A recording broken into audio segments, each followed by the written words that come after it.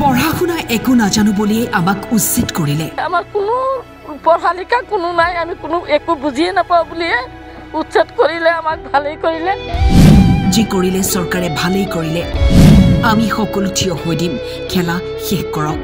এতিয়া যে আমি ল'ৰা ছোৱালীলৈ থিয় হ'ম সেয়াও নোৱাৰোঁ, এওঁতো নোৱাৰোঁ। এতিয়া কৰি পেলাই আমাক যেনেকৈ পায় তেনেকৈ আমাক কৰি পেলাই আমি চব থিয় হৈ দিম, চবকে দিয়ক, খেলা খতম হৈ যাব। চৰকাৰৰ যদি চৰকাৰৰ ওচৰত আমি বেছি হৈছোঁ, এটা নহয় এটা কৰিব লাগিব, আমাক দিয়াটোৱে ভাল হ'ব।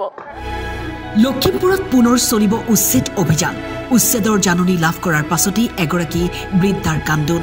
আমি যিমান দিনৰ পৰা ইয়াত আছোঁ, কিন্তু আমাৰ ইয়াত কোনো ধৰণৰ পাকিস্তানী নাই। আমি ইয়াতে জন্মস্থান ঠাই হয়, লেকিন এতিয়া যেনেকৈ আমাক উচ্ছেদ কৰিছে, আমাৰতো এতিয়া ক'তো যে ল'ৰা ছোৱালী লৈ খাৰা হ'বলৈ ঠাই নাই।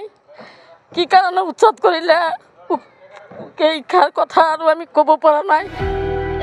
ভোটাৰ কাগজ, মাটিৰ কাগজ যি লাগে সকলো দিব পাৰিম। আমিতো পাকিস্তানী নহয়, আমাৰ ইয়াতেই জন্ম। কিন্তু যিদৰে উচ্ছেদ কৰিছে, ল'ৰা ছোৱালী কেইটাক নিবলৈও ঠাই নাই। চৰকাৰৰ আগত যদি আমি বেছি হৈছোঁ, আমি সকলো থিয় হৈ দিম, আমাক কৰি মাৰক, খেলা খতম হৈ যাব, ক'লে এগৰাকী বৃদ্ধাই।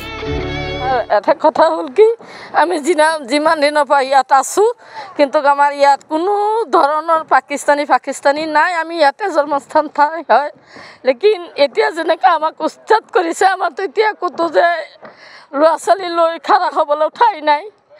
কি কাৰণে উচ্ছেদ কৰিলে কেইষাৰ কথা আৰু আমি ক'ব পৰা নাই। যি কৰিলে চৰকাৰে ভালেই কৰিলে, আৰু আমাক উচ্ছেদ কৰিবলৈ কথাই নাছিলে। আমাৰ কোনো পঢ়ালিকা কোনো নাই, আমি কোনো একো বুজিয়ে নাপাওঁ বুলিয়ে উচ্ছেদ কৰিলে, আমাক ভালেই কৰিলে। এতিয়া যে আমি ল'ৰা ছোৱালীলৈ থিয় হ'ম সেয়াও নোৱাৰোঁ, এওঁতো নোৱাৰোঁ। এতিয়া কৰি পেলাই আমাক যেনেকৈ পায় তেনেকৈ আমাক কৰি পেলাই আমি চব থিয় হৈ দিম, চবকে দিয়ক, খেলা খতম হৈ যাব। চৰকাৰৰ যদি চৰকাৰৰ ওচৰত আমি বেছি হৈছোঁ, এটা নহয় এটা কৰিব লাগিব, আমাক দিয়াটোৱে ভাল হ'ব। নাওবৈচাৰ 237 বিঘা VGR ভূমিত চলিব চৰকাৰী বুলডোজাৰ। প্ৰশাসনে জাৰি কৰিলে জাননী। 7 দিনৰ ভিতৰত ঘৰ মাটি খালী কৰাৰ নিৰ্দেশ জিলা প্ৰশাসনৰ। 114টা পৰিয়ালক জাননী জাৰি নাওবৈচা ৰাজচক্ৰ বিভাগৰ। আজিলৈকে আমি টিভিতহে বাংলাদেশী দেখা পাইছোঁ, কিন্তু বাংলাদেশীৰ চেহেৰা আমি নিশ্চয়কৈ আজিলৈকে দেখা পোৱা নাই। বাংলাদেশীৰ নামহে শুনো, কিন্তু বাংলাদেশী কেতিয়াও আমি দেখা পোৱা নাই এতিয়ালৈকে। মোৰ দেউতাৰ 51 চনৰ NRC আছে, তাত নাম আছে, আৰু মোৰ দেউতা জন্ম ইয়াতে, মৃত্যু হ'ল মোৰ দেউতাৰ ইয়াত।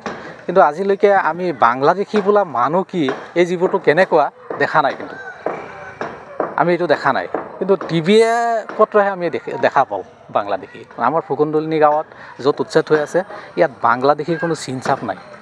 ইয়াত যিখিনি আছে স্থানীয় লোক হয়, ইয়াৰে বাসিন্দা হয়, আৰু তেওঁলোক জন্মৰে পৰা তেওঁলোকৰ আজোককাৰ পৰা ইয়াতে বসবাস কৰি আছে। আৰু এই ফুকনদলনি গাঁৱৰ মাজডোখৰতহে এই ফুকনদলনি গেজিংটো আছে। এই গেজিংটো থকাৰ কাৰণে চাৰিওফালে যিসকল স্থানীয় লোক আছিলে, তেওঁলোকৰ সতি সন্ততিয়ে ইয়াত আছে, বেলেগ মানুহ ইয়াত নাই। গতিকে তেওঁলোকে, আৰু যিসকল আছে তেওঁলোক নিৰক্ষ মানুহ হয়, তেওঁলোকৰ লিখা পঢ়া নাই। তেওঁলোকক যিটো খাজনা ৰচিদ দিয়া হৈছিলে কংগ্ৰেছৰ সময়ত, এই খাজনা ৰচিদটো চাই তেওঁলোকে ভাবিছিলে আমাক পাত্তা দি দিলে, আৰু কিছুমানক মিছা কথা কৈ ভূমিহীন পাত্তা দিছে বুলি কৈছে। কংগ্ৰেছৰ দিনত ভূমিহীন পাত্তা থকা মানুহ বহুত আছে ইয়াত যিখিনি ঘৰ আছে তাৰ ভিতৰত 80% ভূমিহীন পাত্তা থকা। ৰচিদটোকে পাত্তা বুলি দি দিলে। খাজনা ৰচিদটো দি দিয়াৰ পিছতো তেওঁলোকৰ হৈ গ'ল, তেওঁলোকে ভাবিছে আমি পাই গ'লোঁ, খাজনা দি আছোঁ, কণ্টিনিউ পাত্তা পাই গ'লোঁ, খাজনা দি আছোঁ, আৰু কি হৈ গ'ল নহয়, আমাক স্থানীয় মানুহ আমি থাকিব পাৰিম, গেজিংটো চাগে আমাক দি দিলে চৰকাৰে। তেওঁলোকেতো সেই ইমানখিনি ওপৰত নাযায় যে পাত্তা আমাৰ আছেনে নাই, খাজনা ৰচিদটোৱে আচল বুলি ভাবে। তেওঁলোকৰ থাকিবলৈ কোনো ধৰণৰ সুবিধা নাই, তেওঁলোকে PMIৰ ঘৰ পাইছে, আৰু ইয়াত যিখিনি আপোনালোকে পকা ঘৰ দেখিব, গোটেই পকা ঘৰখিনি চৰকাৰে দিয়াহে। খুব বেছি আপুনি এটা বা দুটা ঘৰ পাব যে সেইটো চৰকাৰী ঘৰ নহয়, আৰু সেই এটা দুটা ঘৰ যিটো পাব এইটো কিন্তু একদম কাষত সীমামূৰীয়া অঞ্চলত কিবা ভুলৰ কাৰণে, সীমাৰ জোখৰ কাৰণে আধা ঘৰ পৰিছে, নহ'লে 1/3 পৰিছে, তেনেকুৱা এটা বা দুটা ঘৰ পাব। এইখিনি নিজে, বাকীখিনি চব চৰকাৰী ঘৰ।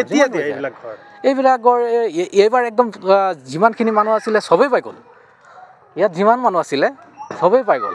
এইবাৰ 100% মানুহে ইয়াত ঘৰ পাই গ'ল লখিমপুৰৰ পৰা ইনজামামুল হকৰ ৰিপৰ্ট টাইম 8